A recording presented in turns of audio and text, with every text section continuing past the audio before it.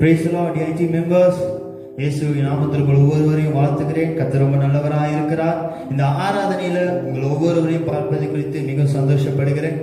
இந்த நாள் ஆராதனை கர்த்தர் ஆசீர்வதிப்பாராக. வந்திருக்கிற ஒவ்வொருவரும் கர்த்தர் ஆசீர்வதிப்பாராக. அப்படியே கண்களை மூடி தேவனை நோக்கி நாம் பார்ப்போம். நன்றி செலுத்துகிறோம் ஆவியானவரே. எங்கள் தேவன் நீங்க நல்லவராக இருக்கீங்க. இந்த நாள் ஆராதனை நீங்கள் ஒரே குடும்பமாய் கொண்டிருக்கிறது உமக்கு நாங்கள் நன்றி செலுத்துகிறோம் ஆவியானவரே. எங்கள் தேவன் நீங்க ரொம்ப நல்லவர் ஆண்டவரே. எவ்வளவோ சூழ்நிலைகளை நாங்கள் கடந்து போனாலும் இந்த நாள் வரைக்கும் எங்கள் கைகளை பிடித்து நீர் வழி நடத்துகிறீரே. உமக்கு நாங்கள் நன்றி செலுத்துகிறோம் ஆவியானவரே. நன்றி அப்பா. கர்த்தராவியனில் அசைவாடிட தாவீதை போல் பாடுவேன்.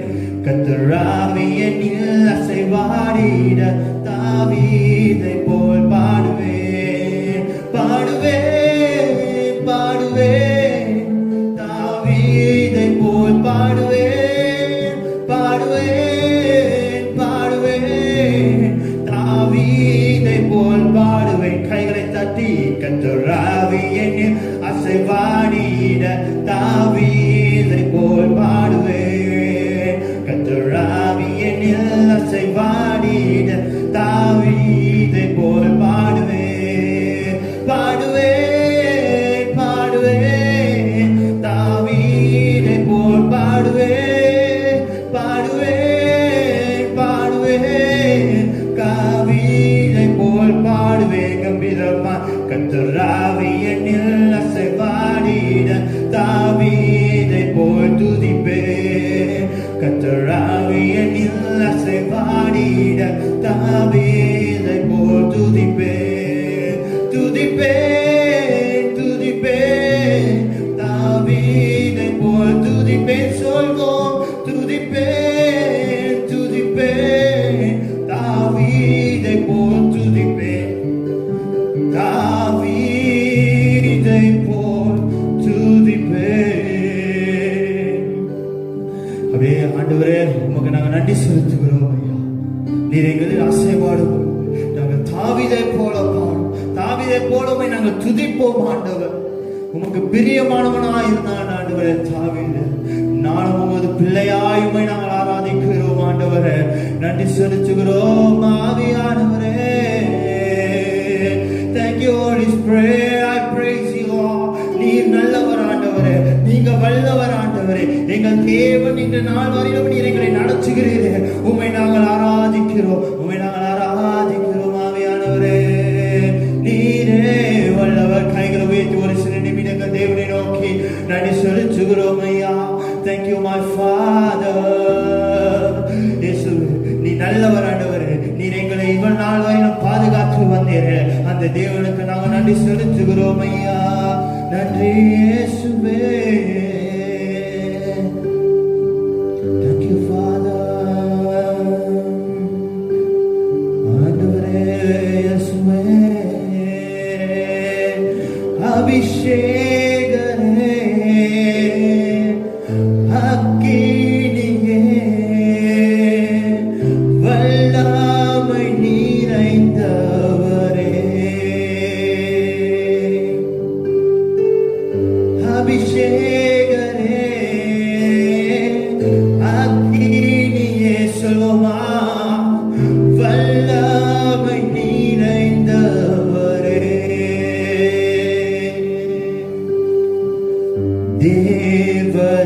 தேவதூதர்கள் இறங்கினர். தேவ பிரசன்னம் சூழ்ந்துள்ளதே. தேவதூதர்கள் இறங்கினர். தேவ பிரசன்னம் சூழ்ந்துள்ளதே. எங்கள் நுகங்களை உடைப்பவரே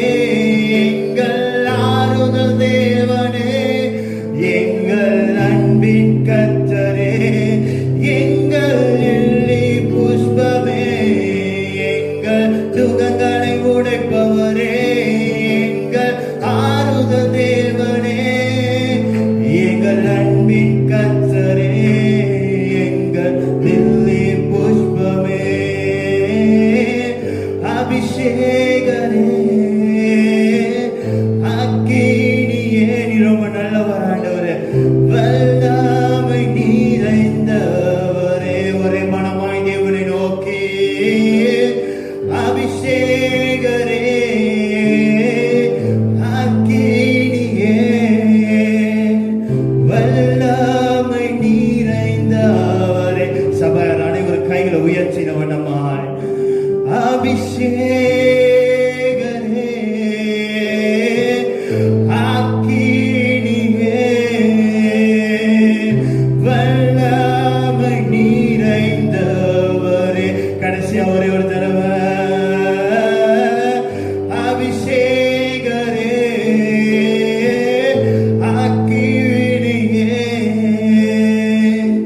வல்லமை நிறைந்தவரே. நன்றி செலுத்துகிறோம் ஆண்டவரே. நன்றி அப்பா. இந்த நாள் ஆராதனை நீங்க ஆசீர்வதிங்க ஆண்டவரே. எங்களோடு நீர் இருப்பதற்காக நாங்கள் நன்றி செலுத்துகிறோம் ஆண்டவரே. இந்த நாள் ஆராதனை நீங்க ஆசீர்வாதியும் ஆண்டவரே. பல சூழ்நிலையிலும் ஆண்டவரே நீர் எங்களை ஆராதிக்க செய்த உமது கிருபைகளுக்கு நாங்கள் நன்றி செலுத்துகிறோம் ஐயா. இந்த நாள் ஆராதனை நீங்க ஆசீர்வாதியும் ஆண்டவரே. இந்த நாள் ஆண்டவரே ராப்போஜன ஆராதனை உங்களுடைய கரம் இருக்கட்டும் ஆண்டவரே. தேவ செய்தி கொடுக்குற அம்மாவோடு உங்களுடைய கரம் இருக்கட்டும் ஆண்டவரே. அதன் பிறகாண்டு ராப்போஜன ஆராதனை கொடுக்குற சபை போதகரை நீங்க ஆசீர்வதியும் ஆண்டவரே. எங்களை அனைவரையும் மறைத்து நீர் வெளிப்படும் ஆண்டவரே. நீங்க பெருகணும் ஆண்டவரே, நாங்கள் சிறுகணும் ஐயா. இயேசுவின் நாமத்தில் கேட்டு ஜெபிக்கிறோம் எங்கள் ஜீவனுள்ள எங்கள் அருமை நல்ல பிதாவே. ஆமென்.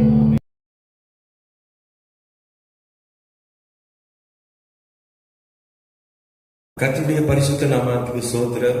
டிஐடி ஃபேமிலி மெம்பர்ஸ் எல்லாம் எப்படி இருக்கீங்க? நல்லா இருக்கீங்களா? நான் நம்புறேன் நீங்க எல்லாம் நல்லா இருக்கீங்கன்னு சொல்லி ஒரு 5 வாரங்களுக்கு பிறகு மறுபடியுமா உங்களை எல்லாம் நான் சந்திக்கிறேன். இது பிப்ரவரி மாதம், இன்னைக்கு 4ஆம் தேதி, 2வது மாசத்துல நம்ம நிக்கிறோம். விசேஷமாக ஒரே ஒரு சாட்சி உங்க மத்தியில நான் பகிர்ந்து கொள்ளலாம்னு சொல்லி நான் ஆசைப்படுகிறேன். இந்த சாட்சி நிமித்தம் நிச்சயமா கர்த்தர் உங்களோடு பேசுவார்னு சொல்லி நான் நம்புறேன். ஜனவரி மாதம் 5ஆம் தேதி நான் பலவீனப்பட்டேன். 5ஆம் தேதி, ஜனவரி 5ஆம் தேதி என் சரீரத்துல எனக்கு ஒரே இரும்பல். அது மட்டும் இல்லாம என்னால சாப்பிட முடியல, எந்த சாப்பாடும் எடுக்க முடியல. சாப்பிட்டேன்னா வாந்தி. ஏறக்குறைய அந்த 5ஆம் தேதியிலிருந்து அந்த வாரம் ஃபுல்லா என்னுடைய சரீரங்கள் மிகவும் பலவீனப்பட்டு இருந்துச்சு. பிற்பாடு 11ஆம் தேதி திங்கட்கிழமை நான் ஒரு பிரைவேட் கிளினிக்ல போயிட்டு என் மனைவி கொண்டு போனாங்க, பிள்ளைங்கெல்லாம் கொண்டு போனாங்க.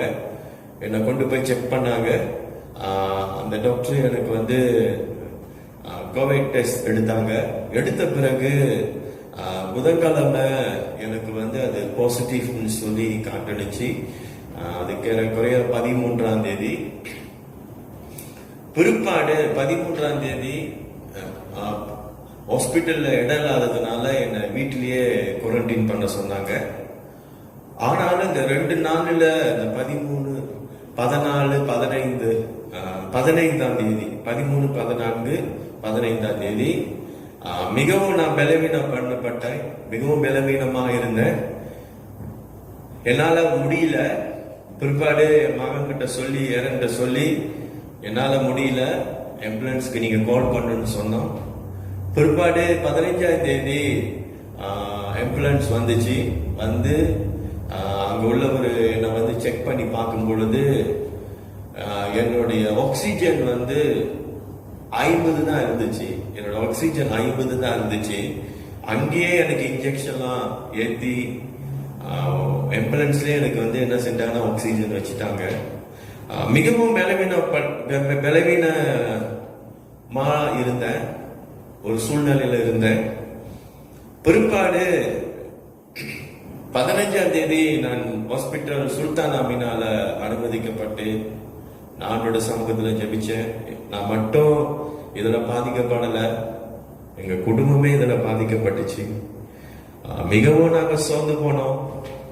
ஏன் இப்படிப்பட்ட சூழ்நிலை ஆண்டவரேன்னு சொல்லி அநேக தடவை நான் கண்ணீர் விட்டு அழுது இருக்கிறேன் ஹாஸ்பிட்டல்ல. அது மாத்திரம் இல்லாம எல்லாருமே கர்த்தருடைய பிள்ளைய.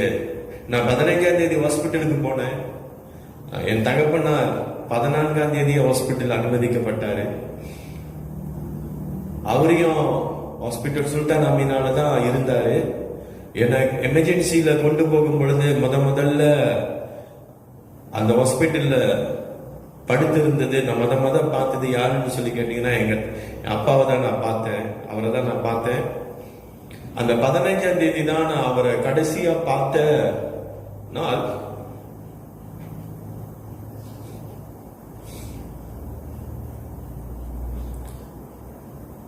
அந்த இடத்துல அவர் முன்னுக்கு இருக்கிறாரு.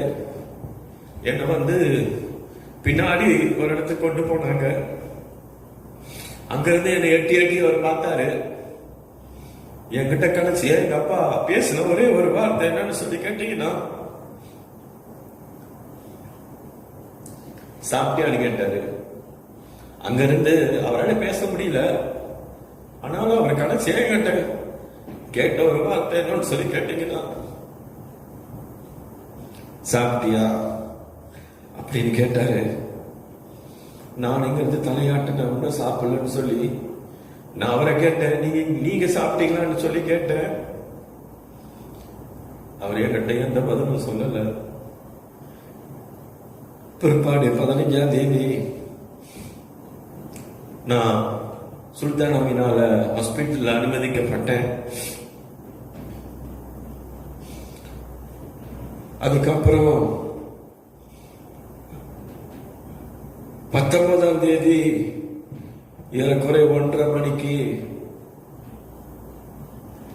ஏரன் கால் பண்ணாரு. கால் பண்ணி அவர் சொன்ன ஒரு வார்த்தை என்னன்னு சொல்லி கேட்டீங்கன்னா, தாத்தா இறந்துட்டாரப்பான்னு சொல்லி சொன்னான். என் தகப்பனார் எங்களை எல்லாம் விட்டு தேவனிடத்தில் போய்விட்டார். அந்த 19ஆம் தேதி 1:30 மணிக்கு எனக்கு கால் வந்த பிறகு நான் கண்ணீர் விட்டு அழுது கதறினேன். பிற்பாடு ஏரன் சொன்னாரு, நீங்க போய் தாத்தாவை பார்க்கலாம்ப்பா அப்படின்னு. பிற்பாடு நான் போய் என் தகப்பனாரை பார்த்தேன். அவரோட பெட் நம்பர் 3 இருந்தாரு. பிற்பாடு அந்த துணிய வேலைக்கு அவரோட முகத்தை நான் பார்த்தேன்.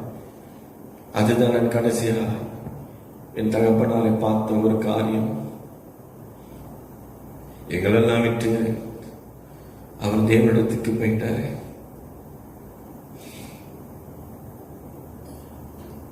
பிற்பாடு 3வது பெட்ல அந்த கட்டல்ல என் தகப்பனார் படுத்திருக்கிறாரு. 1வது கட்டல்ல பிரதர் பிரான்சிஸ் படுத்திருக்கிறாரு. நான் என் தகப்பனாரையும் பார்த்தேன், அவரையும் பார்த்தேன். அவரோட சூழ்நிலை மிகவும் ஒரு பயங்கரமான ஒரு சூழ்நிலையில் அவர் அந்த இடத்துல படுத்திருந்தார். எனக்கு நல்லா தெரியும். பிற்பாடு நான் அவருக்காக நான் ப்ரே பண்ணேன். ஆண்டவரே, அன்பு சகோதரர் பிரான்சிஸ் ஐயாவுக்காக நான் ஜெபிக்கிறேன். அவருடைய ஜீவனுக்கு எந்த பாதிப்பும் வராதபடி மறுபடியுமாக அந்த மனுஷனை மீட்டு ஆண்டவரே நீங்க எடுங்கன்னு சொல்லி ஒரே ஒரு ஜெபத்தை மட்டும் நான் அவருக்கு செஞ்சுட்டு அந்த ரூம் விட்டு நான் வெளியே வந்துட்டேங்க. ஆனா நான் கடந்து போன சூழ்நிலை மிகவும் ஒரு பயங்கரமான ஒரு சூழ்நிலை. 5 நாள் எனக்கு ஆக்சிஜன் வச்சிருந்தாங்க. அந்த ஆக்சிஜனை எடுத்த பிறகு நான் படுத்து கொண்டிருக்கிறப்ப ஒரு 2-3 வாட்டியாவது என்னுடைய ஹார்ட் நின்றதை என்னால உணர முடிஞ்சிச்சு. டக்குன்னு எனக்கு ஒரு முடிப்பு வரும். அந்த மூச்சு விட முடியாம அந்த திணறல அந்த இடத்துல நான் இருந்துச்சு. ஆனாலும் ஆண்டவரிடத்துல நான் சொன்னேன், ஆண்டவரே நீங்க என்ன பண்ணுவீங்க ஏது பண்ணுவீங்கன்னு தெரியாது, என் சரீரத்துக்கு ஒரு பரிபூர்ண சுகத்தை நீங்க கொடுங்க ஆண்டவரேன்னு சொல்லி நான் ஜெபிச்சேன். ஒவ்வொரு நாளும் நான் ஜெபிச்சேன். அன்பு சகோதரர் பிரான்சிஸ் ஐயாவுக்காகவும் எனக்காகவும் ஒவ்வொரு நாளும் காலையிலும் மாலையிலும் இரவிலும் நான் அவர் போராடி ஆண்டோட சமூகத்தில் நான் ஜெபம் பண்ணேன். எக்ஸ்ரே எடுத்தாங்க. முதல் எக்ஸ்ரே, 2வது எக்ஸ்ரே எடுத்தாங்க. 3வது எக்ஸ்ரேல டாக்டர் என்ன பார்த்து சொன்ன ஒரு காரியம் என்னன்னு சொன்னா, ஒரு லங்ஸ் இப்ப ரொம்ப நல்லா இருக்குன்னு சொன்னாரு. நல்லா இருக்குது. 4வது ஒரு எக்ஸ்ரே எடுத்து பார்த்தாரு. நீ நல்லா இருக்கிற அப்படின்னு சொல்லி டாக்டருடைய வாயிலிருந்து அந்த வார்த்தை வரும்படியான அற்புதத்தை என் தேவன் செஞ்சார். அல்லேலூயா. என் கால்கள் என்னுடைய கைகள் எல்லாம் பலனற்று போயிருந்துச்சு. என்னால நடக்க கூட எனக்கு பலன் இல்லை. ஆனாலும் என்னை பலப்படுத்துகிற கிறிஸ்து என்னை பலப்படுத்தினார். அல்லேலூயா. என் சரீரத்துக்கு நல்ல பலனையும் கர்த்தர், நல்ல சுகத்தையும் கர்த்தர் கொடுத்து ஆண்டவர்கிட்ட சொன்னேன். அந்த 26ஆம் தேதி சொன்னேன், ஆண்டவரே என்ன பண்ணுவீங்களோ ஏது பண்ணுவீங்களோ எனக்கு தெரியாது, இன்னைக்கு நான் வீட்டுக்கு போகணும், நீங்க தான் ஒரு அற்புதத்தை செய்யணும்னு சொல்லி 25ஆம் தேதி ராத்திரி நான் சமயத்தில் உட்காந்து ஜெபித்தேன். 26ஆம் தேதி காலையில எனக்கு ரத்தம் எடுத்தாங்க. இந்த ரத்தம் எடுத்தவங்க காலையில இந்த டாக்டர், அந்த நர்ஸ் சொன்னாங்க, ஒரு ரத்தத்தை நாங்க எடுக்கிறோம், ஒரு ரத்தத்தை எடுத்து ரத்தத்துல எந்த பிரச்சனை இல்லைன்னு சொன்னா இன்னைக்கு நீ வீட்டுக்கு போலான்னு சொல்லி ஒரு நல்ல செய்தி அவங்க சொன்னாங்க. பிறகு டாக்டர் வந்தாரு. டாக்டர் வந்து பார்த்துட்டு அவர் சொன்ன ஒரு வார்த்தை என்னன்னு சொன்னா, இன்னைக்கு நீங்க வீட்டுக்கு போலான்னு சொன்னா. 26ஆம் தேதி நான் வீடு திரும்பும்படியான காரியத்தை கர்த்தர் செய்தார். ஹல்லேலூயா. என் அருமையான கர்த்தருக்கு பிரியமான டிஐடி ஃபேமிலி மெம்பர்ஸ், உங்களுக்கு எல்லாத்துக்கும் நான் நன்றி சொல்ல நான் கடமைப்பட்டிருக்கிறேன். ஏன்னு சொன்னா, எனக்காக எல்லாம் நீங்க நிறைய ஜெபிச்சிருக்கீங்க, உபவாசம் போட்டு ஜெபிச்சிருக்கீங்க. நம்முடைய தாய் சபையில இருந்து எனக்கு நிறைய ஜெபிச்சிருக்கிறாங்க. உங்க எல்லாருக்காகவும் நான் ஆண்டவரை ஸ்தோத்தரிக்கிறேன். கர்த்தர் உங்களை ஆசீர்வதிப்பாராக. மறுபடியுமாக உங்க முன்னுக்கு வந்து எனக்கு நிற்கும்படியா கர்த்தர் பலனை கொடுத்திருக்கிறார். அதற்காக நான் ஆண்டவருக்கு நான் நன்றி சொல்றேன். உங்களுக்கும் நன்றி சொல்றேன். தொடர்ந்து ஜெபம் பண்ணுங்க. இந்த மலேசியா தேசத்துல கர்த்தர் ஒரு பெரிய காரியத்தை செய்யணும்னு சொல்லி அதிகமா ஜெபம் பண்ணுங்க. இந்த COVID-19 பாதிக்கப்பட்டிருக்கிற அநேக ஜனங்கள் மருத்துவமனையில் இருக்கிறாங்க. ஒவ்வொரு நாளும் அவங்களுக்காக ஜெபம் பண்ணுங்க. ஆண்டவரே ஒரு அற்புதத்தை இந்த மலேசியா தேசத்துல நீங்க செய்யுங்கன்னு சொல்லி ஜெபம் பண்ணுங்க. சீக்கிரத்துல இந்த சூழ்நிலைகள் எல்லாம் கர்த்தர் மாத்தணும். ஆமென். ஹல்லேலூயா. God bless you. கர்த்தர் உங்களை ஆசீர்வதிப்பாராக. ஆமென்.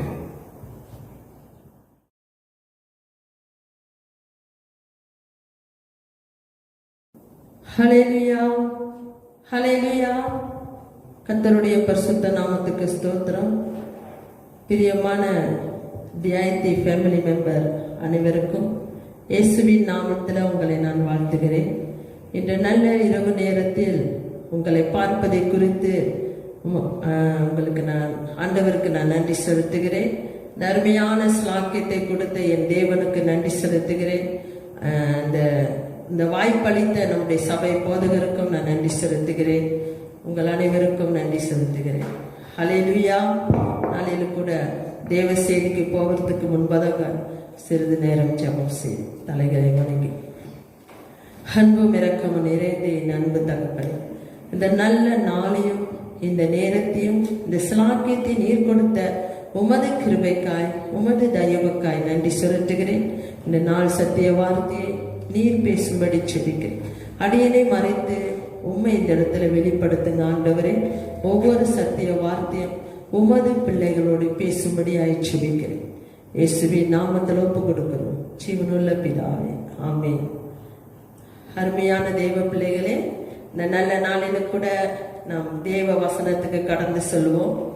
இந்த நாள்ல என்ன ஒரு சத்திய வசனத்தை நான் கொண்டு வந்திருக்கிறேன் என்றால், தேவனுக்கு நாம் கீழ்ப்படிந்து நடக்க வேண்டும்.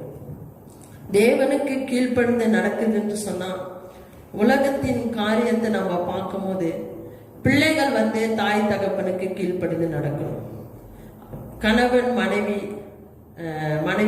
கணவன்மார்களுக்கு வேதத்தின் பிரகாரம் நாம் பார்க்கும்போது மனைவிமார்கள் கணவருக்கு கீழ்ப்படிந்து நடக்கணும். அதே போல கீழ்ப்படிந்து நடக்கணும். நம்ம வாழ்க்கையில விட்டு கொடுக்கணும், ஒருத்தருக்கு ஒருத்தர் அன்பா இருக்கணும். இதெல்லாம் உலகத்தின் காரியத்துல நம்ம பார்க்கிறோம். நம்ம வாழ்க்கையில கீழ்ப்படிந்து நாம் நடக்கும் பொழுது அநேக ஆசீர்வாதங்களை நாம் காண முடியும். கீழ்ப்படிதல் தான் ஒரு மனிதனை என்ன செய்யுமா, உயர்வான நிலைக்கு கொண்டு போகுமா. உயர்ந்த நிலையில் கொண்டு வைக்குன்னு சொன்னா நாம் கீழ்ப்படிதல் மிகவும் முக்கியம். ஆண்டவருடைய வார்த்தைக்கு கீழ்ப்படிந்து நடக்கிறவர்களாய் நாம் இருக்க வேண்டும். பிரியமானவர்களே, அடுத்து நம்ம பார்க்கிறோம், ஒரு வேலை செய்யற இடத்துல நம்ம பார்த்தோம்னா, வேலை செய்யற எஜமானுக்கு கீழ்ப்படிஞ்சு நடப்போம். அந்த கம்பெனி பாஸ் என்ன சொல்றாரோ அவருடைய வார்த்தையை கீழ்ப்படிஞ்சு நடக்கும் போது தான் அந்த முதலாளி என்ன சொல்வாரு, அந்த ஊழியக்காரனை பார்த்து, அந்த வேலை செய்யறவரை பார்த்து, அவருடைய கீழ்ப்படிதலை பார்த்து, அவர் சொல்வதெல்லாம் அவர் செய்யும் போது அவருக்கு என்ன செய்யும், அவருடைய பதவி ஏறும். உயர் சூப்பர்வைசர் பதவி கொடுப்பாங்க, லீடர் பதவி கொடுப்பாங்க. அப்ப அவங்க வேலையும் அவங்களுடைய கீழ்ப்படுதலையும் பார்த்து இந்த காரியங்கள் நடக்கும். அதே மாதிரி பள்ளியில படிக்கிற பிள்ளைங்க ஆசிரியர் கீழ்ப்படிந்து நன்றாக படிக்கும் போது அவங்க வாழ்க்கையில வர உயர்வை நாம் காண்கிறோம். அதே போல இது உலகத்துல இப்படியான ஒரு காரியங்கள் நடக்கிறது நாம் பார்க்கிறோம். கீழ்ப்படிந்து நடக்கும் போது சமுதாயத்துல ஒரு உயர்வு, கீழ்ப்படிந்து நாம் நடக்கும் போது நம்ம தனிப்பட்ட வாழ்க்கையில உயர்வை நம்மளால பார்க்க முடியும். அப்புறம் சபையின் போதகருக்கு நாம் கீழ்ப்படிந்து நடக்கிறவங்களா இருக்கணும். கர்த்தர் ஊழியக்காரங்க நம்மளுக்கு நியமித்து வச்சிருக்கிறார். அவங்களுடைய வார்த்தைக்கு நாம் கீழ்ப்படிந்து நடக்கணும். ஊழியக்காரன் கனப்படுத்துறவங்களா இருக்கணும். ஊழியக்காரங்களுடைய தேவையை சந்திக்கிறவங்களா இருக்கணும். ஊழியக்காரங்களை ஃபோன் பண்ணி விசாரிக்கிறவங்களா இருக்கணும். ஏன்னா அவங்க நம் திருச்சபையின் ஆவிக்குரிய தகப்பன். எப்படி குடும்பத்துல தாய் தகப்பன் இருக்கிறாங்களோ அதே போல அவங்க ஊழியக்காரவங்க கர்த்தர் நமக்காக நியமிக்கப்பட்டவங்க. அவங்கள நம்ம கனப்படுத்தி அவங்களே விசாரிக்கணும். எப்படி இருக்கிறீங்கன்னு சொல்லி விசாரிக்கும் போது கர்த்தர் நம்மளை ஆசீர்வதிக்கிறவரா இருக்கிறாரு. அதே போல வேதத்தின் பிரகாரம் பார்த்தோமா, ஆண்டவராக இயேசு கிறிஸ்துவும் பிதாவுக்கு கீழ்ப்படிஞ்சு இருக்கிறத நம்ம வேதத்துல பாக்குறோம். ஆண்டு என்ன சொல்றாரோ, பிதா என்ன காரியத்தை அவருக்கு வைத்திருக்கிறாரோ அதான் ஆண்டவராக இயேசு கிறிஸ்து கீழ்ப்படிந்து நடந்தார். வேதத்தில் அநேக இடங்களை பார்க்கிறோம். ஆண்டவருடைய கீழ்ப்படிதலை பார்க்கிறோம். கர்த்தருக்கு அவர் பயந்து, பிதாவுக்கு பயந்து நடக்கிற காரியங்கள். இன்னொன்னு, ஆண்டவருடைய சித்தத்தை அவர் நிறைவேற்றுறதை பார்க்கிறோம்.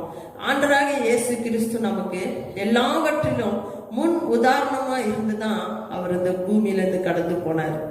அதனால நம் தேவனுடைய பிள்ளைகளாகி நாம் ஆண்டவருடைய வார்த்தைக்கு கீழ்ப்படிந்து நடக்கிறவங்களா இருக்கணும். வேதத்துல நம்ம பார்ப்போம். ஒரு சத்திய வார்த்தையை வாசிப்போம். ஆதியாகமம் 37ஆம் அதிகாரம் 13-14 வசனத்தை வாசிக்க கேட்போம். இதுல நம்ம என்னத்தை குறித்து பார்க்கிறோம்னா, யோசேப்புடைய காரியத்தை குறித்து நாம் பார்க்கிறோம். யோசேப்பு எப்படி ஆண்டவருக்கு கீழ்ப்படிந்து நடந்தார். கீழ்ப்படிந்ததுனால அவருடைய வாழ்க்கையில என்ன நடந்தது? முதல்ல அவர் யாருடைய வார்த்தைக்கு கீழ்படுகிறார்னா, தன் தகப்பனுடைய வார்த்தைக்கு அவர் கீழ்ப்படுகிறார். தாயும் தகப்பனையும் கனப்பண்ணு சொல்லி வேதவாசனம் சொல்லுகிறது. அதன் பிரகாரம் யோசேப்பு என்ன செய்யறாருன்னா, தன் தகப்பனுடைய வார்த்தைக்கு அவர் கீழ்ப்படுகிறதை வேதத்தில் நாம் பார்க்கிறோம். வாசிக்க கேட்போம். அப்பொழுது இஸ்ரவேல் யோசேப்பை நோக்கி, உன் சகோதரர் சீகேமிலே ஆடுகளை மேய்க்கிறார்கள் அல்லவா, உன்னை அவர்களிடத்திற்கு அனுப்ப போகிறேன், வா என்றான். அவன் இதோ போகிறேன் என்றான். அப்பொழுது அவன், நீ போய் உன் சகோதரனுடைய சேமம் எப்படி என்றும் ஆடுகள் எப்படி இருக்கிறது என்றும் பார்த்து எனக்கு மறு செய்தி கொண்டு வா என்று அவனுக்கு சொல்லி எபிரோன் பள்ளத்தாக்கிலே இருந்து அவனை அனுப்பினான். அந்தபடியே அவன் சீகேமுக்கு போனான். இந்த இடத்துல நம்ம என்ன பார்க்கிறோம்னா, அப்பொழுது இஸ்ரவேல் யோசேப்பை நோக்கி, உன் சகோதரர் சீகேமிலே ஆடுகளை மேய்க்கிறார்கள் அல்லவா, உன்னை அவர்களிடத்துக்கு அனுப்ப போகிறேன், வா என்றார். இஸ்ரவேல் சொல்லும்போது யாருன்னா அவருடைய தகப்பனார் யாக்கோபு. அவர் தான் ஆண்டவர் அவருக்கு இஸ்ரவேல் என்று பேரிட்டு இருந்தாரு. அவருடைய தகப்பன் தான் யோசேப்பை கூப்பிட்டு, உன் சகோதரர் சீகேம்ல ஆடு மேய்ச்சிக்கிட்டு இருக்காங்க, அவங்கள போய் நீ பார்த்துட்டு வா அப்படின்னு சொல்லி அவங்க அப்பா என்ன செய்யறாரு, கூப்பிட்டு அவர் அனுப்புறாரு. அப்பா அவர் என்ன சொல்றாரு, ஒரு மறு வார்த்தையை சொல்லாம அவர் என்ன செய்யறாரு, யோசேப்பு புறப்பட்டு போகிறார். எங்க போறாருன்னா சீகேம் எபிரோன் என்ற பள்ளத்தாக்குக்கு போறாரு. எபிரோன் பள்ளத்தாக்குல இருந்து சீகேமுக்கு என்ன செய்யறாரு, இஸ்ரவேல் யோசேப்பு அனுப்புறாரு. அப்ப யோசேப்பு என்ன செய்யறாரு, நடந்து போறாரு. காட்டு வழியாய் பாதை வழியாய் கடந்து போகிறத நம்ம பார்க்கிறோம். 37, 23, 24 வசனத்தை வாசிக்க கேட்போம். 23 28 வரை. 23 28. யோசேப்பு தன் சகோதரிடத்தில் சேர்ந்து போது, யோசேப்பு உடுத்தி கொண்டிருந்த பலவருண அங்கியை அவர்கள் கழற்றி அவனை எடுத்து அந்த குழியிலே போட்டார்கள். அது தண்ணீர் இல்லாத வெறும் குழியாயிருந்தது. பின்பு அவர்கள் போஜனம் செய்யும்படி உட்கார்ந்தார்கள். அவர்கள் தங்கள் கண்களை ஏறெடுக்கும் போது, இதோ கீலேயாத்தில் இருந்து வருகிற இஸ்மவேலுடைய கூட்டத்தை கண்டார்கள். அவர்கள் எகிப்துக்கு கொண்டு போகும்படி கந்த வர்க்கங்களையும் பீசின் தைலத்தையும் வெள்ளை போலத்தையும் ஒட்டகங்கள் மேல் ஏற்றி கொண்டு வந்தார்கள். அப்பொழுது யூதா தன் சகோதரரை நோக்கி, நாம் நம்முடைய சகோதரனை கொன்று அவன் இரத்தத்தை மறைப்பதினால் லாபம் என்ன? அவனை இந்த இஸ்மவேலருக்கு விற்று போடுவோம், வாருங்கள், நமது கை அவன் மேல் படாதிருப்பதாக. அவன் நம்முடைய சகோதரனும் நம்முடைய மாம்சமாய் இருக்கிறானே என்றான். அவன் சகோதரர் அவன் சொல்லுக்கு இணங்கினார்கள். அந்த வர்த்தகரான மீதியானியர் கடந்து போகிற போது அவர்கள் யோசேப்பை அந்த குழியிலிருந்து தூக்கி எடுத்து அவனை இஸ்மவேல் கையில் 20 வெள்ளி காசுக்கு விற்று போட்டார்கள். அவர்கள் யோசேப்பை எகிப்திற்கு கொண்டு போனார்கள். ஆம் பிரியமானவர்களே, இந்த வசனத்துல நம்ம என்ன பாக்குறோம்னு சொன்னா, யோசேப்பு அவங்க அண்ணன்களை தேடி போகும் பொழுது, அப்ப அவங்க அண்ணனுங்களுக்கு ஏற்கனவே யோசேப்பு பிடிக்காது. அவருக்கு சொப்பனம் கண்டு சொல்றாரு அப்படின்னு சொல்லி, இன்னொன்னு அவங்க தகப்பனுக்கு அவர் ஒரு பிரியமான மகனா இருந்தாரு யோசேப்பு. ஏன்னா அவர் அவங்க தகப்பனுடைய வார்த்தைக்கு கீழ்ப்படிந்து நடக்கிற ஒரு மனுஷனாகவும், அவங்க அப்பாவுக்கு மிகவும் பிரியமான ஒரு மனுஷனா இருக்கணும். அது மாத்திரம் இல்லாம தேவனுக்கு அவர் ஒரு பிரியமான ஒரு மனுஷனா இருந்தார். ஆண்டவருடைய வார்த்தைக்கு கீழ்ப்படிந்து நடந்தனால்தான் ஏசப்பாவும் அவர் மீது மிகவும் பிரியமுள்ள ஒரு மனுஷனா இருக்கிறத நம்ம பாக்குறோம். அப்ப அவங்க அண்ணனுங்களுக்கு அவங்க அப்பா அதிகமா அவங்க தம்பியை நேசிக்கிறது அவங்களுக்கு பிடிக்கல. அப்ப அவன் மேல ரொம்ப பொறாமை. அப்ப இவர் என்ன செய்யறாரு, யோசேப்பு அவங்க அண்ணனை தேடி பார்க்க போகும் பொழுது தூரத்துல இருந்தே அவங்க அண்ணங்க பாக்குறாங்க அவர் வரத. அப்ப இவனை எப்படியாவது நம்ம என்ன செய்யணும், இவனை கொலை செய்யணும்னு சொல்லி அவங்க தீர்மானம் பண்ணி என்ன செய்யறாங்க, திட்டமிட்டு கொண்டு இருக்கும் போது, அப்ப அதுல ஒருத்தர் சொல்றாரு, நம்முடைய மாம்சமா இருக்கிறானே என்றார். அவர்கள் அவன் நம்ம ரத்தமா இருக்கிறானே, நம்ம சகோதரனை நம்ம அது மாரி செய்யக்கூடாது அப்படின்னு சொல்லி அவங்க என்ன செய்யறாங்க, ஒரு குழியில தூக்கி போட்டுறாங்க. அப்புறம் அவர் அந்த குழியில நிச்சயமா கத்திருப்பாரு, அண்ணன் கூப்பிட்டு இருப்பாரு. ஆனால் அவருடைய அண்ணனுடைய இருதயம் இறங்கல, மனம் இறங்கல. ஆனா அவங்க கத்திக்கிட்டு இருக்கும் பொழுது விடுகிற நேரத்துல சாயங்காலம் போல அந்த வர்த்தக மீதியாளர்கள் கடந்து வருவதை பாக்குறாங்க. அவங்க யாருன்னு சொன்னா இஸ்மவேலுடைய வம்சத்தார் அந்த பாதையா வராங்க. அவங்க என்ன காரியத்தை அவங்க செய்யறாங்கன்னு சொன்னா, அவங்க எகிப்துக்கு என்ன கொண்டு போறாங்கன்னா, கந்தவருக்கம், பிசின் தைலம், வெள்ளை கோலத்தை ஒட்டகத்து மேல ஏற்றி கொண்டு அவங்க எகிப்து தேசத்துக்கு போற வழியில, அந்த வழியில தான் அவங்க போகும்போது அவங்க அண்ணனுங்க பார்த்துட்டு என்ன செய்யறாங்க, அவர்களை நிப்பாட்டி கூப்பிட்டு தன் சகோதரனை அவங்களுக்கு 20 வெள்ளி காசுக்கு விற்று கொடுக்குறாங்க. பாருங்க, கூட பிறந்த சகோதரன் பொறாமைப்பட்டு அவர் என்ன செய்யறாங்க, அவரை இஸ்மவேல் ஜனங்களுக்கு, இஸ்மவேல் அந்த வர்த்தகர்களுக்கு என்ன செய்யறாங்க, விற்று போடுறதை நம்ம பாக்குறோம். ஆனா நம்ம சகோதரர்கள் செய்தது நம்முடைய பார்வைக்கு அது தப்பா இருக்கு. ஆனா ஆண்டவர் அவருடைய சித்தத்தை, அவருடைய விருப்பத்தை யோசேப்பு மூலியமா நிறைவேற்றணும்னு சொன்னா, இப்படிதான் அவர் அந்த யோசேப்பை கொண்டுட்டு போகணும்னு சொல்லி ஆண்டவருடைய சித்தமா இருக்குது. ஆண்டவர் பாருங்க, யோசேப்பு எவ்வளவு அழகா அந்த காரியத்துக்குள்ள கொண்டு பிறகு என்ன செய்யறாரு, எகிப்து தேசத்துக்கு கொண்டு போறாரு. அங்க போய் யோசேப்பு பல கஷ்டங்கள் அனுபவிக்கிறாரு, சிறைச்சாலையில இருக்காரு. ஆனாலும் சிறைச்சாலையில கூட ஆண்டவர் அந்த காவலர்கள் கண்கள், அதிபதி கண்கள் ஆண்டவர் தயவு கிடைக்கிறது செய்யறத நம்ம பாக்குறோம். அப்புறம் யோசேப்பு என்ன செய்யறாரு, இப்படியாக தன்னுடைய வாழ்க்கையை எகிப்துல வாழ்ந்து கொண்டு இருக்கும் போது கர்த்தர் என்ன செய்யறாருன்னா, யோசேப்புடைய கீழ்ப்படிதலை பாக்குறாரு, கடவுளுக்கு பயப்படுற பயத்தை பாக்குறாரு. தேவனுக்கு விருப்பமான காரியத்துல யோசேப்பு அதிகமா ஆண்டவரை தேடுகிற மனுஷனா இருந்திருப்பாரு. கட்டாயமா அவர் கர்த்தருக்கு பயந்த ஒரு மனுஷன், ஆண்டவர் என்ன சொல்றாரு அதப்படி கீழ்ப்படிந்து நடக்கிற ஒரு மனுஷனா யோசேப்பு அந்த இடத்துல இருக்கிறத நம்ம பாக்குறோம். ஆண்டவர் என்ன செய்யறாரு, அதுக்கப்புறம் அவர் என்ன செய்யற, அந்த ஒரு ராஜாவுடைய சொப்பனத்துக்கு அவர் பதில் சொன்னார். யாராலையும் பதில் சொல்ல முடியல. யோசேப்பை கூட்டிட்டு வந்தாங்க சிறைச்சாலையில இருந்து. அவர் அதற்கு தகுந்த பதில சொன்னதுனால அந்த ராஜா என்ன செய்யறாருன்னா, அந்த வசனத்தை நம்ம பார்ப்போம். ஆதியாகமம் 41:41 நம்ம அந்த வசனத்தை நாம் பார்ப்போம்.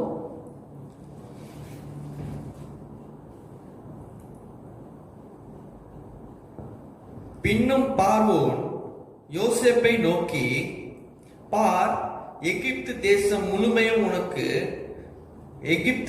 முழுமைக்கும் உன்னை அதிகாரி ஆக்கினேன் என்று சொல்லி. ஆமென். இந்த வசனத்தை நாம என்ன பார்க்கிறோம்னா, பார்வோன் ராஜா என்ன செய்யறாரு, யோசேப்பை வந்து அந்த எகிப்தின் தேசத்துக்கு முழுமைக்கும் அதிகாரியாக வைத்தார். அதுக்கு தாங்க ஆண்டவர் யோசேப்பு அங்க கொண்டுட்டு போனாரு. அவனுடைய வாழ்க்கையில் ஆண்டவர் ஒரு பெரிய திட்டம் வச்சிருந்தாரு. யோசேப்பை வந்து ஒரு உயர் அதிகாரியா வைக்கணும், ஒரு அதிபதியா ஆக்கணும்னு சொல்லி ஆண்டவர் போட்ட திட்டம் அது. அவன் வந்து ஆண்டவருக்கு பயந்து கீழ்ப்படிந்து நடந்தனாலதான் அவன் வாழ்க்கையில் அந்த உயர்வு வந்ததை நம்ம பார்க்கிறோம். அதே போல பிரியமான தேவ பிள்ளைகளே, நம்மளும் கர்த்தருக்கு பிரியமான ஒரு வாழ்க்கையை வாழுவோம். ஆண்டவருடைய வார்த்தைக்கு நம் வாழ்க்கையில கீழ்ப்படிந்து நடக்கும் பொழுது ஆண்டவர் நம்ம உன்னத நிலையை உயர்த்தி வைக்கிற தேவன். அவர் ரொம்ப நல்லவர். ஏசப்பா ரொம்ப நல்லவர். நம்ம தான் அவரை தேடுகிறதுல ரொம்ப குறைவுள்ளவர்களா இருக்கிறோம். அவருடைய வார்த்தைக்கு கீழ்ப்படுகிறதுல குறைவுள்ளவங்களா இருக்கிறோம். அவர் அதிகமா நாம் தேடும் பொழுது தேவன் நம்மையும் உயர்த்தி வைக்கிற தேவன். இந்த உலகத்துல வாழ்ற நாம் வந்து ஆண்டவருக்கு கீழ்ப்படிந்து நடக்கணும். அவருடைய வார்த்தைக்கு பயந்து நடக்கணும். அவர் என்ன சொல்றாரோ அதன்படி நம் வாழ்க்கையில செயல்பட்டு இந்த உலகத்துல, இந்த பாவ உலகத்துல ஏசப்பாவுக்காக நம்ம வாழ்றவங்களா இருக்கணும். அவருடைய வார்த்தை தாங்க கீழ்ப்படிதல் மிகவும் முக்கியமான ஒரு காரியம் என்பதை நம்ம பார்க்கிறோம். அதே போல இன்னொரு மனுஷனும் இருக்காரு, தாவீது ராஜா. அவரும் பாருங்க, அவர் வாழ்க்கையில வந்த உயர்வு எப்படின்னு சொன்னா, அவரும் தன் அண்ணனுங்களை தேடிதான் போறாரு. இவர் வந்து அண்ணனுங்களை தேடி போறாரு, எங்க இருக்காரு சொல்லி யோசிப்பு. தாவீது என்ன செய்யறாருன்னா, அண்ணனுங்களுக்கு உணவு கொண்டு போறாரு. அதுல நம்ம பார்த்தோம், அவரும் அவங்க அப்பாவுடைய வார்த்தைக்கு கீழ்ப்படிஞ்சு என்ன செய்யறாரு, அவங்க அண்ணன்கள் யுத்தத்துக்கு போயிருக்கிறாங்க. அப்ப இவங்க வந்து அவங்க அண்ணன்களை தேடி போறாரு. யாரு? தாவீது ராஜா. ஆடு மேய்க்கிறவரா இருந்தாரு. ஆனா அவர் ஆடு மேய்த்தவரா இருந்தாலும் ஜனங்கள் பார்வையில, அவங்க குடும்பத்தார் பார்வையில ஒருவேளை அவர் அற்பமா எண்ணப்பட்டிருக்கலாம், இவன் ஆடு மேய்க்கிறவன் தானன்னு சொல்லி. ஆனா ஆண்டவர் யாரை தெரிந்து கொண்டாரு? அற்பமா எண்ணப்பட்ட அந்த தாவீதை தான் ஆண்டவர் தெரிந்து கொண்டாரு. ஆடு மேய்த்த அவரை ஆண்டவர் என்ன செய்யறாரு, அவங்க அண்ணனுங்க யுத்தம் பண்ற இடத்துக்கு அனுப்புறாரு. அங்க போய் என்ன நடக்குதுன்னா, இஸ்ரவேல் ஜனங்களை நிந்திக்கிறத பாக்குறாரு கோலியாத். நிந்திக்கிறத பார்த்து ஆண்டவர் இவரு தாவீது என்ன செய்யறாருன்னா, நம்மளுடைய ஜனங்க நம் தேவனை நிந்திக்கிறாங்களேன்னு சொல்லி அவர் அந்த யுத்தத்துக்கு போறாரு. அவர் யுத்தத்துல போயிட்டு அந்த கோலியாத்தை ஜெயிக்கிறத நம்ம பாக்குறோங்க. அவர் எடுத்துட்டு போனது 5 கூழாங்கற்கள் தான். அவன் வந்து பயங்கரமான உடை போட்டுக்கொண்டு பயங்கர ஒரு ராட்சஸ்தன் போல வருகிறத நம்ம பாக்குறோம். ஆனா தாவீது ஒண்ணுமே எடுத்துட்டு போலங்க. அவன் எடுத்துட்டு போனது 5 கூழாங்கற்கள். ஆண்டவருடைய நாமத்துல அவர் அங்க போறதை நம்ம பார்க்கிறோம். என் ஜீவனுள்ள தேவனுடைய நாமத்துல வரன்னு சொல்லி அவர் போய் அந்த இடத்துல ஜெயம் பெற்றதை நம்ம பார்க்கிறோம். கோலியாத்தை வீழ்த்தினதனை நம்ம பார்க்கிறோம். அப்பொழுது சவுல் ராஜா என்ன செய்யறாரு, தாவீது செய்த அந்த காரியத்தை கண்டு அந்த இஸ்ரவேல் ஜனங்களுக்கு ஒரு நல்ல ஒரு யுத்தத்துல வெற்றி கிடைச்சதை பார்த்து அவர் அந்த இடத்துக்கு ஆண்டவர் என்ன செய்யறாரு, ராஜாவாய் அபிஷேகம் பண்றாரு. தாவீது வந்து ஆடு மேய்த்தவர் தான். உலக பார்வையில இழிவா எண்ணப்பட்ட அவரை அவர் ஆண்டவருக்கு கீழ்ப்படிந்து வாழ்ந்தனால ஏசப்பா என்ன செய்யறாரு சொன்னா, அவரை உயர்த்தி ஆசீர்வதிச்சு வைக்கிறார். எதுல? ராஜாவாக உயர்த்தி வைக்கிறார். நாம் இன்றைய நாளில அநேகருடைய பார்வையில இழிவா ஏளனமா பார்க்கப்படலாம். உன்னால முடியாது, உன்னால எதுவும் செய்ய முடியாதுன்னு சொல்லி அவங்க சொல்லலாம், மனிதர்கள் சொல்லலாம். ஆனா ஆண்டவர் என்ன நினைச்சிருக்கிறாரு, உங்களை மீது அதிக அன்பும் அதிக பாசமும் அதிக அக்கறை உள்ள தேவனா இருக்கிறதுனால ஒருபோதும் அவர் நம்ம விட்டு விட மாட்டாரு, கைவிட மாட்டாரு. அவரை நம்பியிருக்கிற பிள்ளைங்களை, அவருடைய வார்த்தைக்கு கீழ்ப்படுகிறவங்கள ஏசப்பா உன்னத நிலையில தான் உயர்த்தி வைப்பாருங்க. ஆண்டவராக இயேசு கிறிஸ்து ரொம்ப நல்லவரா இருக்காரு. ஏசப்பா மட்டும் நாம் பட்டி பிடித்துக் கொள்வோம். அவர் சொல்லுகிற ஒவ்வொரு வசனங்களையும் நாம் கேட்டு நடக்கும் போது கர்த்தர் பெரிய காரியங்களை செய்கிறவரா இருக்கிறார். எபேசியர் 6ஆம் அதிகாரம் 1-3 வரை வாசிக்க கேட்போம். பிள்ளைகளே, உங்கள் பெற்றோருக்கும் கர்த்தருக்குள் கீழ்ப்படியுங்கள், இது நியாயம். உனக்கு நன்மை உண்டாயிருப்பதற்கும் பூமியிலே உன் வாழ்நாள் நீடித்திருப்பதற்கும் உன் தகப்பனையும் உன் தாயையும் கனம் பண்ணுவாயாக என்பதே வாக்குத்தத்தம் உள்ள முதலாம் கற்பனையாயிருக்கிறது. ஆமென். பிரியமானவர்களே, இந்த வேதத்துல நம்ம பார்க்கிறோம், எபேசியர் 6ஆம் அதிகாரம் 1-3 வரை, பிள்ளைகளே உங்கள் பெற்றோருக்கு கர்த்தருக்குள் கீழ்ப்படியுங்கள், இது நியாயம். ஆம் பிரியமான பிள்ளைகளே, நம் வாலிப பிள்ளைகளை குறித்து நான் சொல்வது என்னவென்றால், உங்கள் பெற்றோருக்கு கர்த்தருக்குள் கீழ்ப்படுகிறவர்களா இருங்கள். போன வாரத்திலும் இந்த வார்த்தையை நான் பேசினேன். கர்த்தர் பிள்ளைகளை பெற்றோருக்கு கீழ்ப்படிந்து நடக்கிறவங்களா இருக்க சொல்றார். தாய் தகப்பனுக்கு கீழ்ப்படிந்து கனப்படுத்தி நம்ம வாழும் பொழுது ஏசப்பா என்ன செய்வாரா, உன் தகப்பனையும் உன் தாயையும் கனம் பண்ணுவாயாக என்பதே வாக்குத்தத்தம் உள்ள முதலாம் கற்பனையா இருக்குதான். வேதத்துல ஆண்டவர் கொடுத்த முதலாம் வாக்குத்தத்தமான வசனம் என்னன்னு சொன்னா, உன் தகப்பனையும் உன் தாயும் கனம் பண்ணுவாயாக. தாயும் தகப்பனையும் நம்ம கனம் பண்ணி வாழும் பொழுதுங்க நிறைய ஆசீர்வாதங்களை ஆண்டவர் நமக்கு கொடுக்கிறவரா இருக்கிறார். நீதிமொழியில நம்ம பார்ப்போம்னா நிறைய இடங்களில் தாய் தகப்பனை குறித்து தான் பேசுறாங்க. பிள்ளைகளுக்கு தாய் தகப்பனை எப்படி பார்த்துக்கணும், எப்படி கனப்பணும், வார்த்தை எப்படி நீ காத்து நடக்கணும், அவங்க சொல்வதை கேட்டு நீ எப்படி நடக்கணும்னு சொல்லிதான் ஆண்டவராக இயேசு கிறிஸ்து இந்த வசனத்துல நீதிமொழியில நிறைய காரியங்களை நாம் எழுதியிருப்பதை நம்ம வாசிக்க முடியும். அதே போல இந்த வசனத்திலையும் நம்ம பிள்ளைகளாகிய நாம் தாய் தகப்பனுக்கு கீழ்ப்படுத்தி நடக்கிறவங்களா இருக்கணும். உனக்கு நன்மை உண்டாயிருப்பதற்கு பூமியிலே உன் வாழ்நாள் நீடித்திருப்பதற்கும். பாருங்க, அன்று என்ன சொல்றாங்க, இந்த வசனத்துல என்ன சொல்லுதுன்னா, உனக்கு நன்மை உண்டாயிருப்பதற்கும் பூமியிலே உன் வாழ்நாள் நீடித்திருப்பதற்கும் ஆண்டவர் என்ன சொல்றாரு, தாயும் தகப்பனையும் கீழ்ப்படி. இந்த நாட்கள் நம்ம பார்க்கும் போது இப்ப உள்ள வாலிப பிள்ளைகளை நம்ம பார்த்தோமா, தாய் தகப்பனுக்கு அறவே கீழ்படுகிறதே இல்லைங்க. கர்த்தருடைய வார்த்தைக்கு மதிப்பு கொடுக்கறதே இல்லை.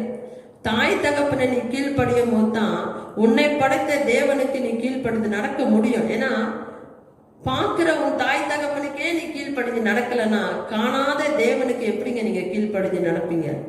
முதலாவது தாய் தகப்பனை நீங்க கனப்படுத்தி வாழ்றவங்களா கத்துக்கொள்ளுங்க. அதுலதான் உங்களுக்கு ஆசீர்வாதம் இருக்கு. அவங்களை வேதனைப்படுத்தாதீங்க, துக்கப்படுத்தாதீங்க, அவங்களை எல்லாவற்றையும் சந்தோஷப்படுத்துறவர்களா இருங்க.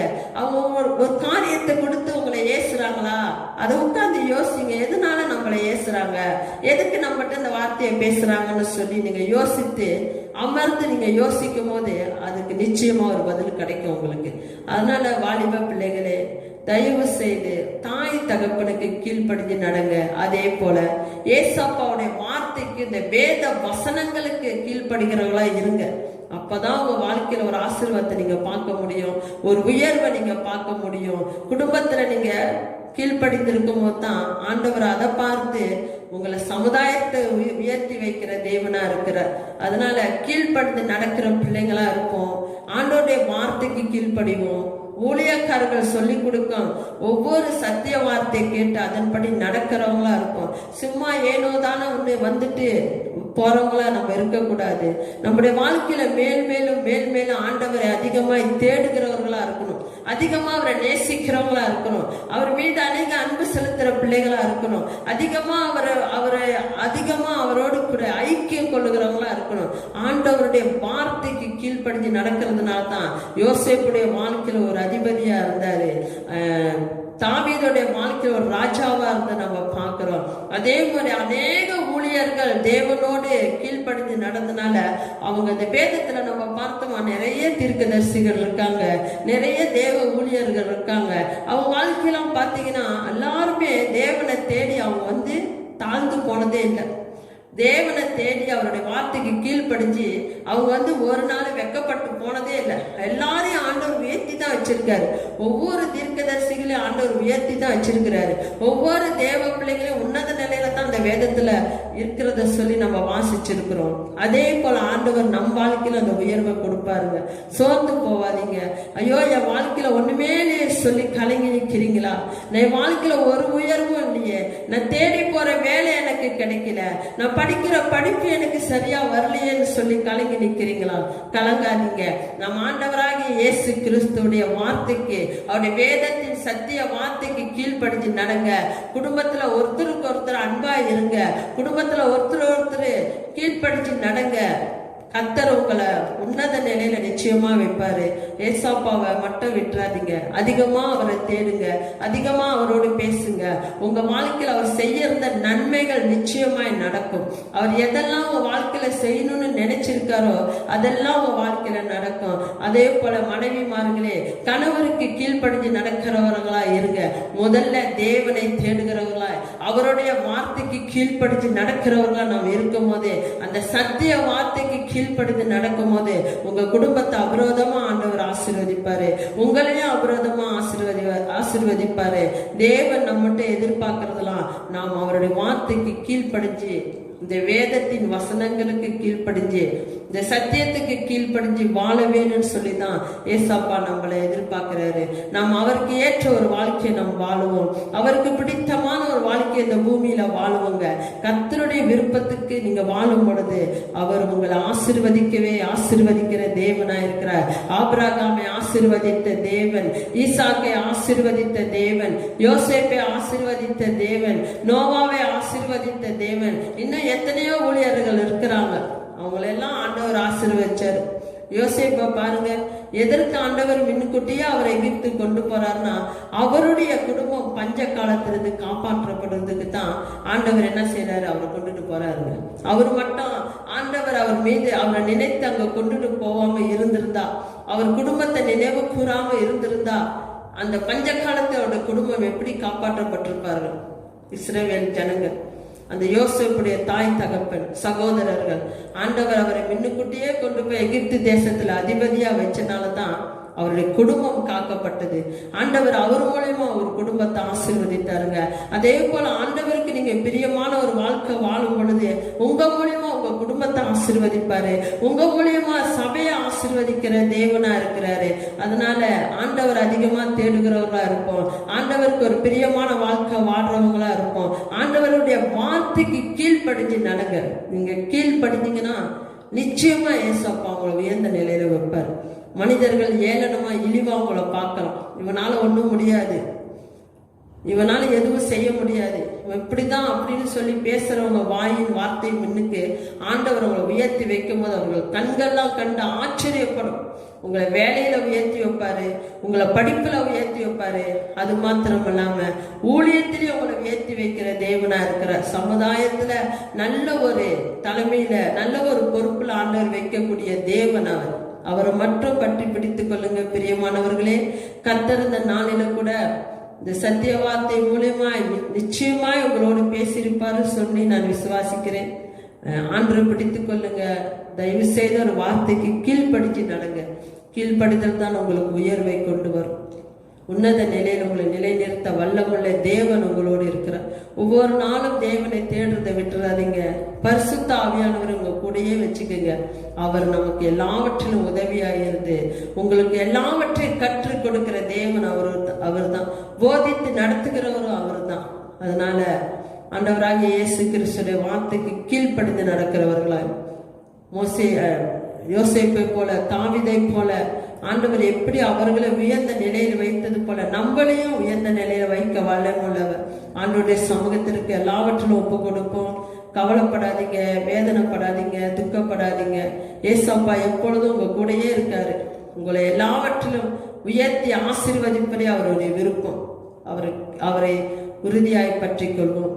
ஏசப்பா விட்டு விடாதீங்க. கர்த்தர் நிச்சயமா ஒரு நன்மையான காரியத்தை உங்க வாழ்க்கையில செய்வார். இயேசுவின் நாமத்தில் ஒப்பு கொடுக்கிறேன். ஜீவனுள்ள பிதாவே, ஆமென்.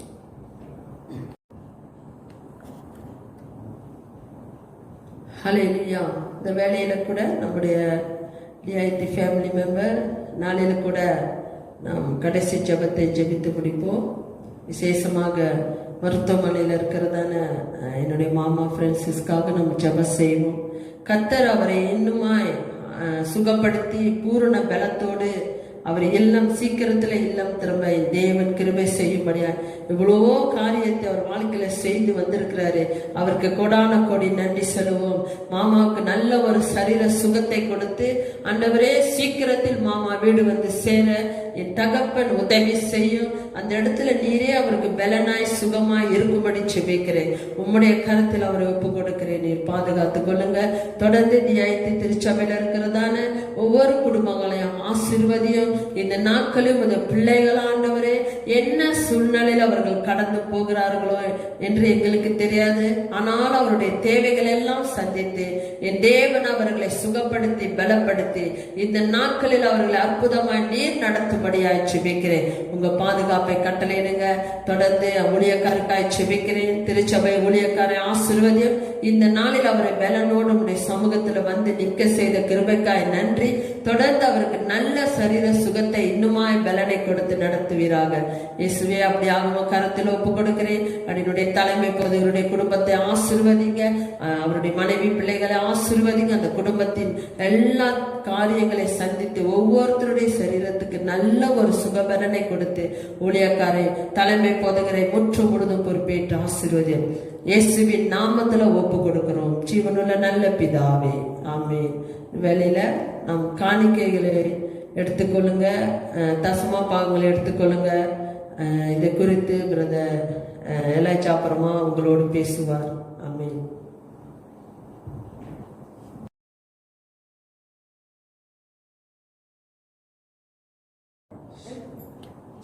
பிரியமான கர்த்தருடைய பிள்ளையே, விசேஷமாக இப்ப நம்ம திருவிருந்து ஆராதனைக்கு நம்ம வந்திருக்கிறோம். நான் நம்புறேன் நீங்க எல்லாம் உங்களுடைய திருவிருந்து ஆயத்தப்படுத்திருப்பீங்கன்னு சொல்லி நம்ம எல்லாரும் ஒரே சிந்தையோடு ஒரே மனதோடு நம்ம என்ன செய்ய போறோம்னு சொன்னா அந்த திருவிருந்துல நம்ம பங்கெடுக்க போறோம். சரிங்களா?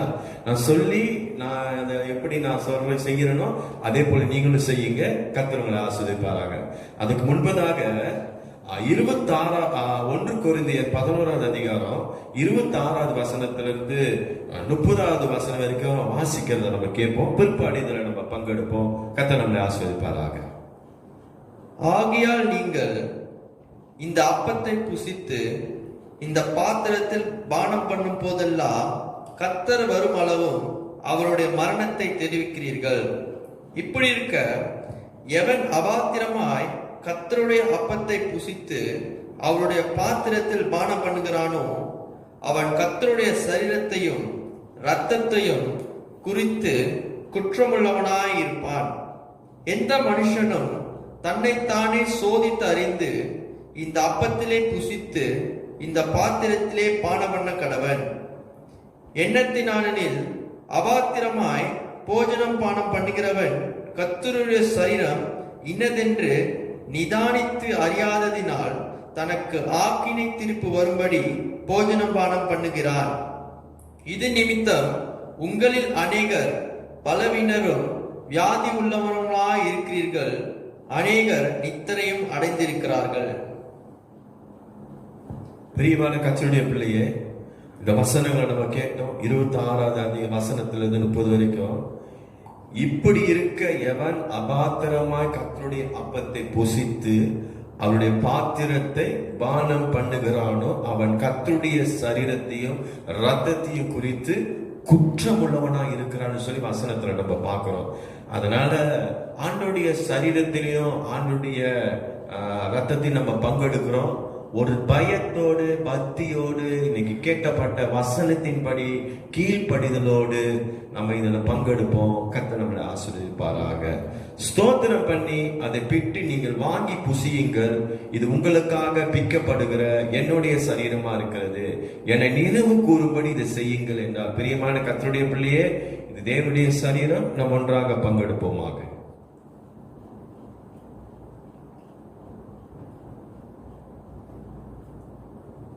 போஜன பண்ண பின்பு அவர் அந்தபடியே பாத்திரத்தை எடுத்து, இந்த பாத்திரம் என் இரத்தத்தினால் புதிய உடன்படிக்கை இருக்கிறது.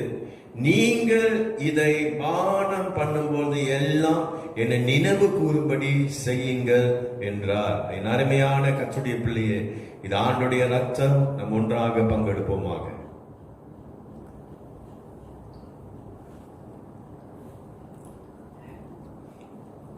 பரிசுத்தமுள்ள நல்ல ஆண்டவரே, இந்த நல்ல ஆண்டவரே, ராத்திரி வேளையில உம்முடைய குமாரனாகிய இயேசுவின் நாமத்தில் ஆண்டவரே, இந்த திருவிருந்துல பங்கெடுத்த ஒவ்வொரு குடும்பங்களை கர்த்தர் பெயர் பெயராய் ஆசீர்வதிப்பீராக.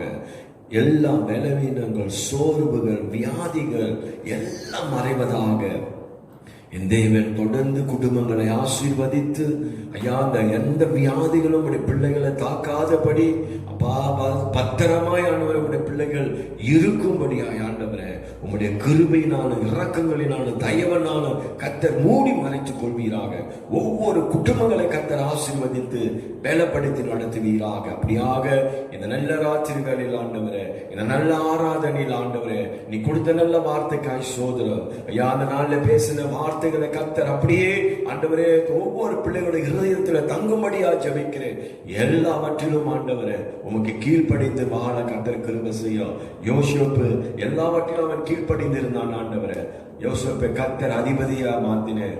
தாவீதை ஆண்டவரே எல்லாவற்றிலும் தாவீது உமக்கு கீழ்ப்படிந்து உமக்கு உண்மையா இருந்தான் ஆண்டவரே.